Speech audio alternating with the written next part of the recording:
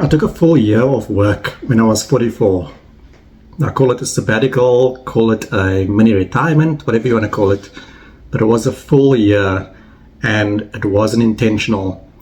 And what I'm about to tell you is not to make it sound like I had everything planned out and that I knew what I was doing and that even I came out of it with more insight about what I wanted to do in the future, because I don't think any of those things happened.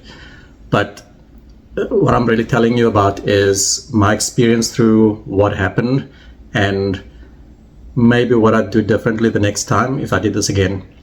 So it was 2023, and in 2022 I'd worked full-time as usual and kind of got to a point where I wasn't enjoying my job at the time and wanted to do something differently, maybe take some time off or move into a different type of job or something.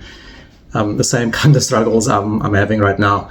So I decided I'd made good money in 2022 and the previous years.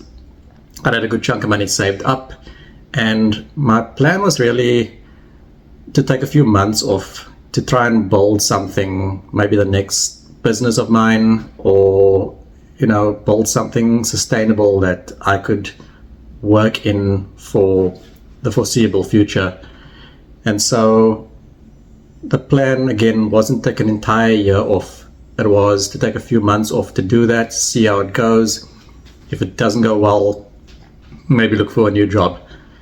And from what I recall, because you can't remember all these details specifically, but what I recall is that I took a few months, and it was about 6 months, and it was great, like getting up whenever I wanted to, doing whatever I wanted to. I'd go exploring in the city, I'd write notes out, like I was making notes every single day, because that was something I determined I wanted to do every single day, to be able to find out what the next thing for me was. I had no real plan. And I think that was maybe the first, I won't say mistake, but the first thing that maybe I'd do differently the next time. I'd know if I took some time off again, what I want to do during that time. I think I need to have a plan going into that.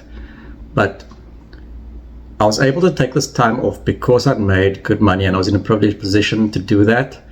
And so I figured that I can take, if I work this amount of time every year, I can possibly take the second half of the year off. That's what, like, this thing that came into my mind. But it didn't quite work out that way for that year, because I think midway through the year I started getting a little anxious. The money wasn't running out, but it is that stress of not having a regular income. There's a stress of having a job and being in a job and being stressed about what your day is going to look like, but you are making an income. And then on the other hand, there's the stress of not having a job, not knowing where the next income is going to come from, not knowing whether you'll have a job at this time next year. So there's two different types of stresses here, and I still can't decide which one is a good stress. Not that there is ever any good stress, but I still am unable to decide which one I'd prefer if I had to choose one or the other. So I think I do need to come to some sort of balance between the two, of finding something that I want to be doing and that I enjoy doing and can make an income from, because I don't think either of those situations work. So that was my thought while I was going through this whole year off, because again, I didn't intend to take the entire year off, but I think I got to a point in the year where I wasn't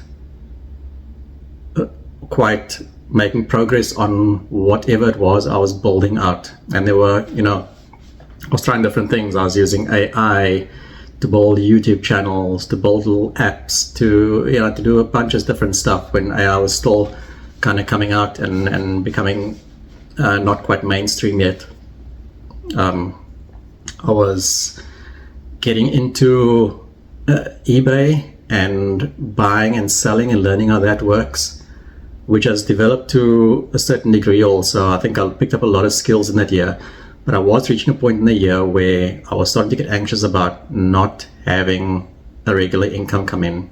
And so I started that process of searching for a new job. And that didn't happen immediately. And so that's one of the cautionary things I'd say about taking time off is you can think that you're going to take 6 months off and then find a new job and just, go on as normal from that point.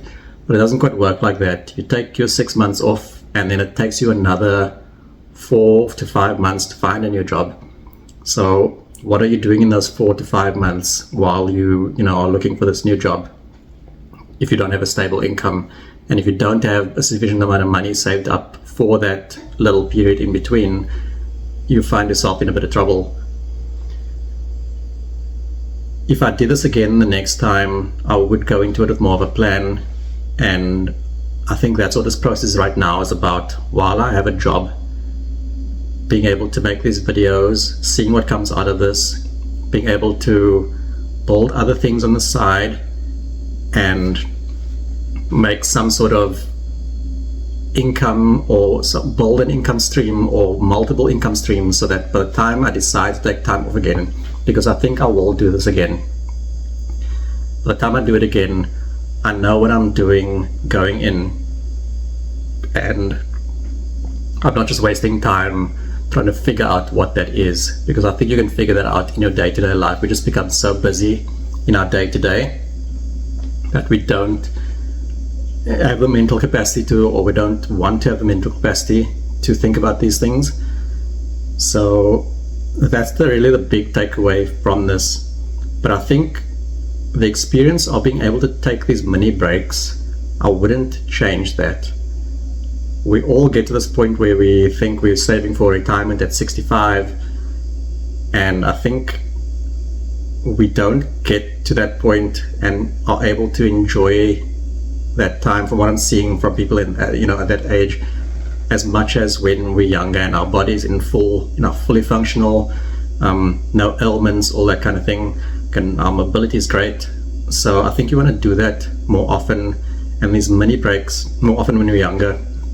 And these mini breaks are a way of doing that. So if you are able to save up and invest and push aside a good amount of money so that it can sustain you for a little time, do that, but know the pitfalls also. Things like not being able to find a job immediately afterwards, because it doesn't work as simple as I'm going to take a sabbatical for a year and then I'm going to go back to work.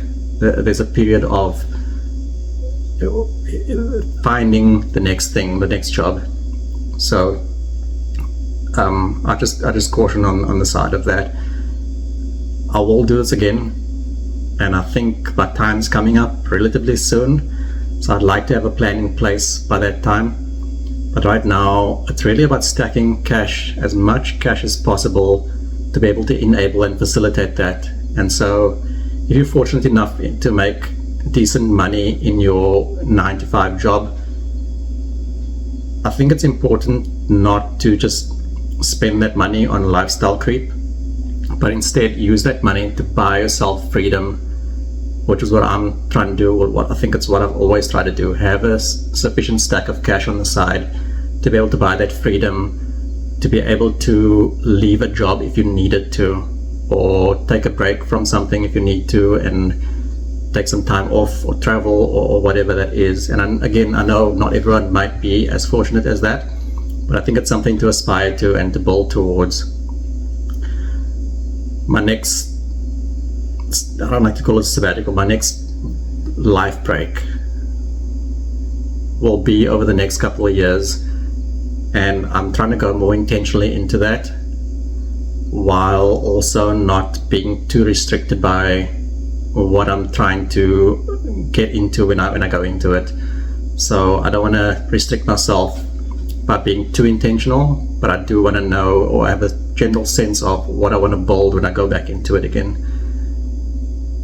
Because it's great. Like, I'm not going to lie, being able to have control and freedom over your time is one of the greatest things to have, and it's a great feeling to not have to be accountable to someone else for your time and to answer to someone for deliverables that don't really matter in the bigger scheme of things. Those are my thoughts about little mini life breaks or sabbaticals or whatever you want to call it. Thanks for listening again. I'll talk to you the next time.